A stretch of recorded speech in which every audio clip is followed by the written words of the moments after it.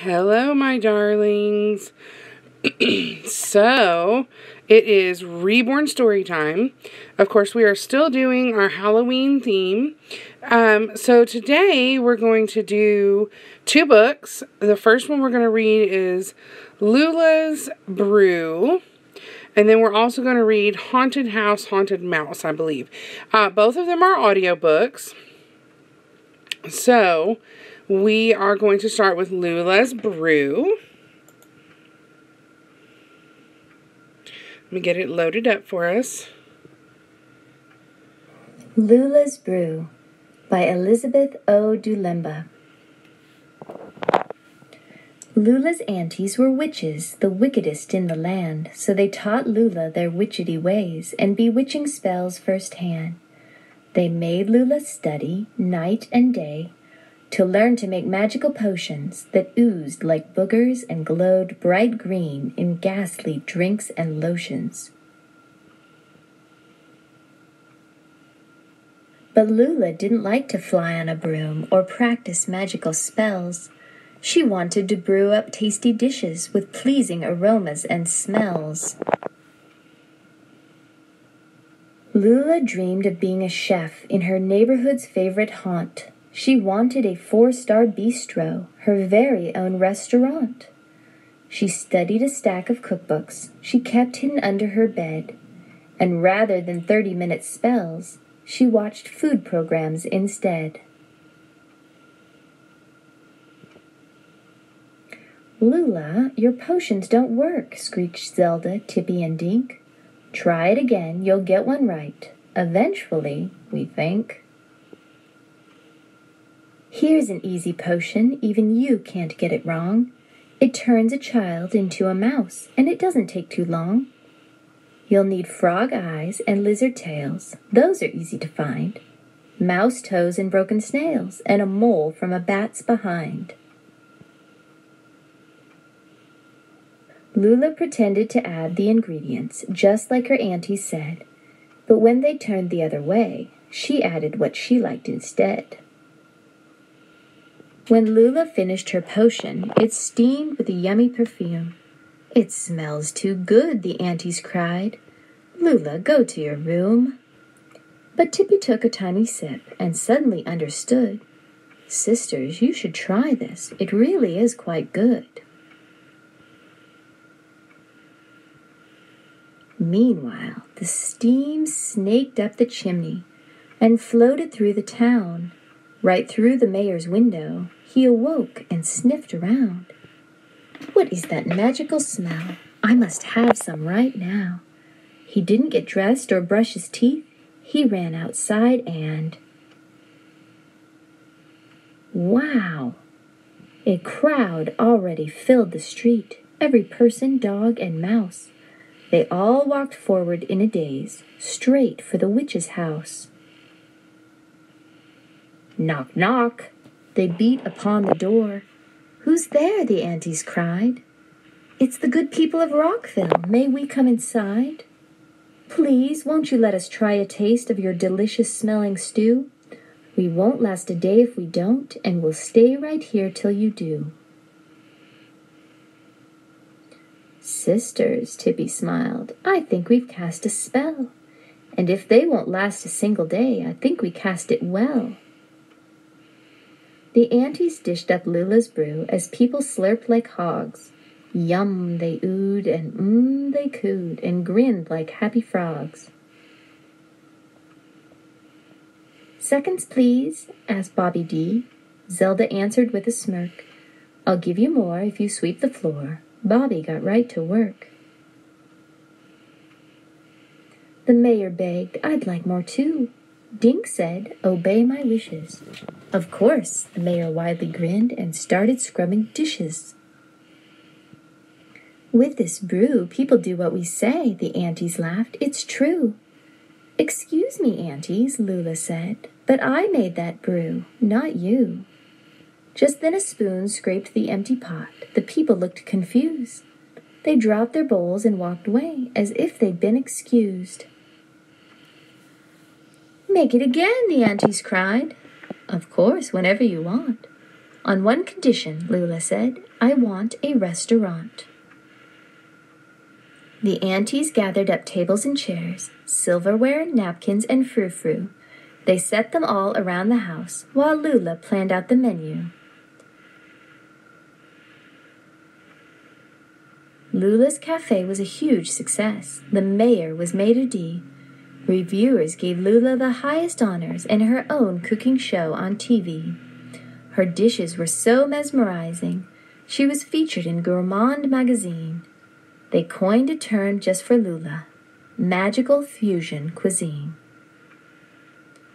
Others tried hard to match Lula's style, but her secrets eluded them all. For along with being a famous chef, she was a bit of a witch after all. Yay, what a sweet book. I really liked that one. What do you guys think? That one was really cute.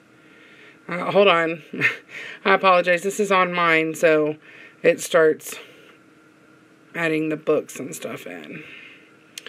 Alright, so let's get out of this one. And then, I think this is the one we were looking at. This is it. Okay, now this one doesn't show you the pictures. This one says, sour balls, gumdrops, chocolate. Mouse is stunned as he watched goblins and skeletons and ghosts collect candy. Alright, so I'm going to start this one.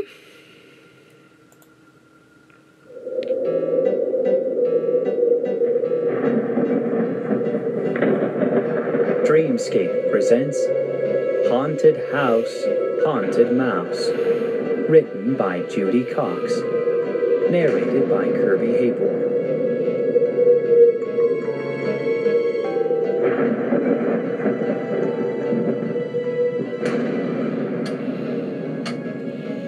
One October night, the doorbell rang. Mouse peeked out of his hidey hole. The night was dark. The dark was spooky. On the front porch stood a fearsome trio. A skeleton, a goblin, and a ghost. But Mouse wasn't scared. His whiskers twitched as he watched. "Trick or treat," said the skeleton. "Trick or treat," said the goblin. "Tick-a-teek," said a little bitty ghost, and she tripped over her sheet. The three held out their sacks. Dad plopped one piece of candy in each bag. "Thank you," called the kids. The ghost dropped her sack, and goodies spilled out. Mouse's mouth watered. Yum! He wanted trick-or-treats too. While everyone helped the ghost, Mouse scrambled into the trick-or-treat sack. Candy! More candy than Mouse had ever seen. Sour balls, gumdrops, lollipops, and chocolate bars. Mouse closed his eyes and inhaled deeply. His whiskers wiggled. He simply didn't know where to begin. He nibbled on this and noshed on that until his cheeks were as plump as a chipmunk's. Just then, the bag swung high in the air. Where were they going? Mouse gnawed a peekaboo hole in the paper sack. Dark clouds flitted over the moon. Jack-o'-lanterns sent beams of golden candle shine flickering across front lawns. Flocks of trick-or-treaters scurried from door to door. Mouse didn't see the candy leaking out, piece by piece, through the peekaboo hole. The sack swayed like a pirate ship in a gale. Mouse's tummy roiled. His head spun. Poor seasick Mouse. The next time the ghost dropped her sack, Mouse staggered out. Just then, it started to rain. First a drizzle, and then a full-out gully washer. The trick-or-treaters dashed for home, holding their coats over their heads. Boom went the thunder. Flash went the lightning. Away went Mouse. He darted here and there, dodging raindrops, splashing through puddles. Where could he find shelter? He was lost. He was wet. He was cold. An abandoned house stood by itself down at the end of the street. The door was barely open, just wide enough for Mouse. Lickety-split, he scampered inside. He didn't notice the sign on the front, "Keep out." The door slammed shut behind him. Was that the wind? Or was the house haunted? Mouse tiptoed down the hall to see what he could see. Cobwebs draped over his ears. The house was old. The house was empty. A spooky house filled with creaks and groans and things that went bump in the night.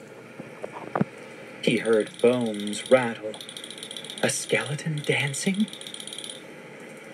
He saw eyes glimmer. A goblin prancing? A pale shape floated past. A ghost haunting? Mouse shook. Mouse shivered. Mouse shuddered. He backed up, step by careful step, until he was against the wall. Trapped! But Mouse was not afraid. "Boo!" he cried, as bold as a badger. "I'm not afraid of you!" Outside the house, the wind blew away the clouds. Moonlight shone in the windows, revealing bamboo wind chimes jiggling. No skeleton. A green frog croaking. No goblin. Torn curtains fluttering. No ghost. The storm was over. Mouse jumped out the window.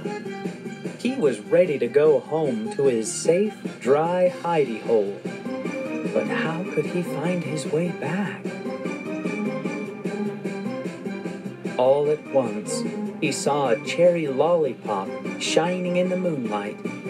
He picked it up. Farther down the sidewalk, he spied a sour ball. And under the street lamp, he spotted a scattered row of candy corn. Piece by piece, he followed the candy trail all the way home. There, in his hidey hole, he had a Halloween party of his very own. Good night, spooky night. Happy trick-or-treat.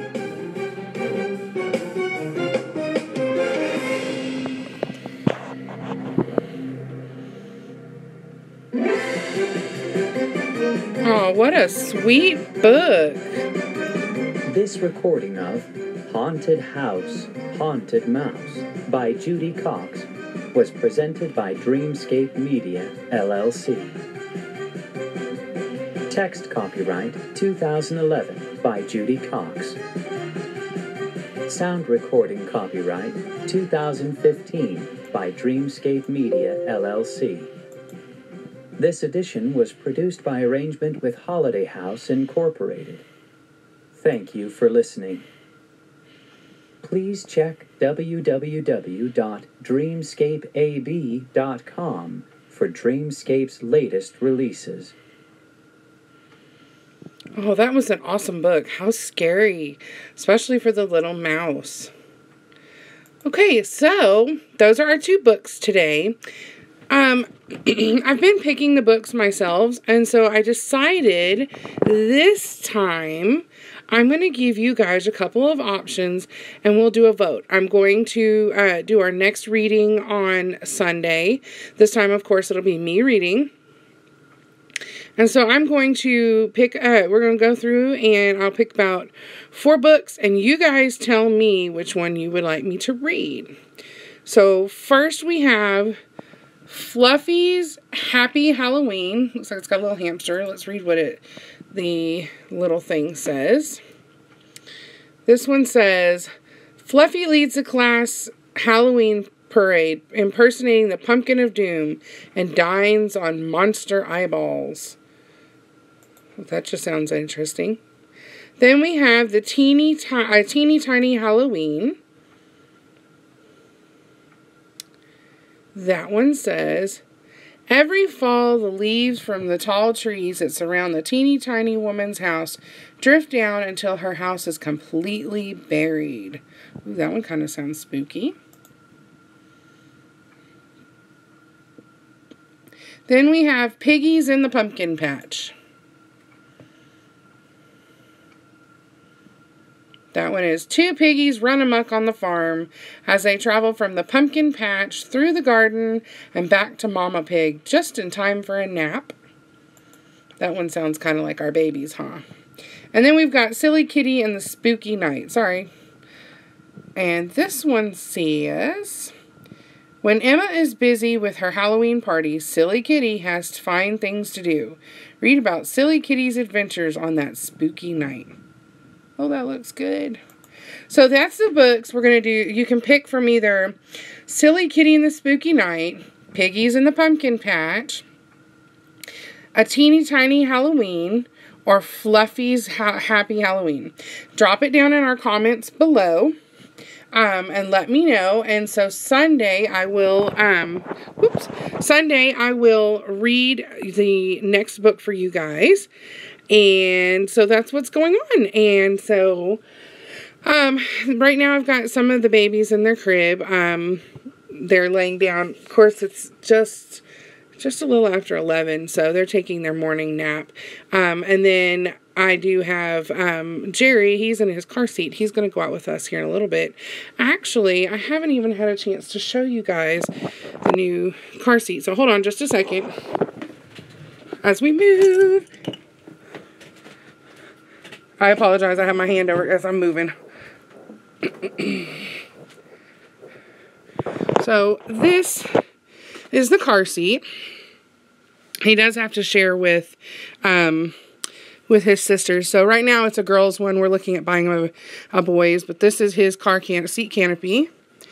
And he is dressed and ready to go. He's wearing his little jogging suit that was picked out by one of our viewers. Hold on, let me move him over so we all can see him. I apologize. We've got his blankets and some other things. But he's just chilling in his car seat right now. And relaxing, taking a nap. He's got his little socks on. And then I'm going to use this blanket when we go out. It's his little brown and like a cream colored spots. I like this one. It's got this, and then it's got like leaves on the front. I want to say it's a safari theme. Excuse me, my nose is stopped up, so it's hard to breathe. But I kind of like just this. It kind of reminds me of fall, the dark brown and the cream colors. And like I said, if you want to flip it, it's like a blue, dark brown, and kind of like a putty green, I guess, or sage green maybe. But I like using the spotted one right now. It's probably my favorite. So there's your little nephew, guys. And so we are getting ready to jump off. We've got some errands to run. We probably won't be on tomorrow because we've got lots of stuff going on. Lots of special things. We've got homecoming with one of my children, and we've got basketball games and all sorts of fun stuff. So we're gonna be busy, busy, busy. But be looking for us on Sunday, and don't forget to drop your vote down below so that we know what you guys want us to read on Sunday. We love you, love you, love you. Hope you have a great weekend, and we'll be seeing you guys soon. Bye.